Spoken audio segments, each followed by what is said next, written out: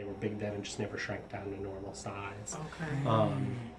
And so that's the function. And then we do a number of views looking at the side too. Like now, this is the front of your chest. These black things are your sternal wires from your old surgery. Wow. And that's not a good one because that's all blurry. But then, and so now we're looking at the pumping chambers, but from the side, kind of going from left to right. Okay. So when we say left and right ventricle, it's actually the right ventricle sits in front of your chest, and then the left one sits behind it. And so again, the squeeze is normal, the size is normal. There's no valve that's particularly leaky or anything like that.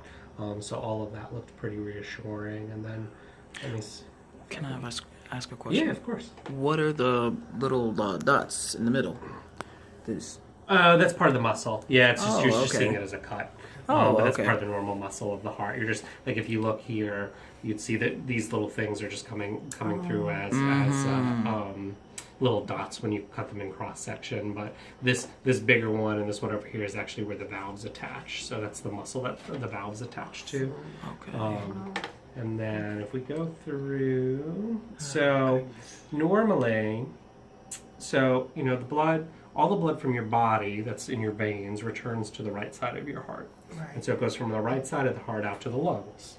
Take a breath in, you get your oxygen, and then it comes back to the left side of the heart and it comes back through the pulmonary veins. Pulmonary just means lungs. It comes back through the pulmonary veins. And normally people have somewhere in the realm of 4 to 6 pulmonary veins, and they all come together and come in this side, and then they go through the left and they go out to the body. Okay. So in your case, one of these veins does not come back normally to the left side of the heart. Okay. Instead, it comes back essentially to the right side of the heart. It actually, if I show you, let me see a picture here. So now we're looking at your chest. This is when they gave you that contrast. This is probably the longest picture you took in the whole study. And then they said, okay, now hold for a backup picture. Yes, that's I do these tests too, so I know exactly how it works. So now we're looking from the front, and what happens is, so these are your pulmonary veins here, and they're coming back to your left atrium, which is a little obscured here, but you have one vein from this is your left lung here. You have this vein here that actually comes up to the venous system here, and then it connects right here, and then this vein just hooks into your right atrium.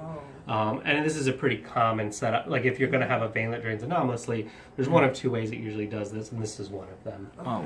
So typically that's how that works. Now, just like with a hole in the heart, if this vein is draining abnormally, then that can potentially cause some stress on the heart. When you have a hole in your heart, like you did, what happens is, and let me pull this picture up again.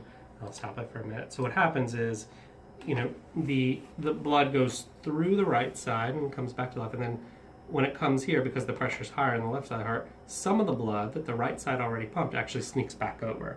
And so the right side's pumping blood, essentially it's pumped already. And so that can cause a stress. That's why the right side of the heart gets big. It can lead to high pressures in the lungs, things like that over time, and why people need those holes closed. So essentially, if you have veins that don't drain normally, the same thing can happen.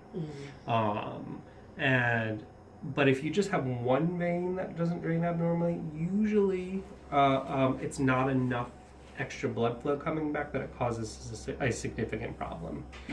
Based on your MRI, they can do some calculations to see how much extra blood flow is going back to the right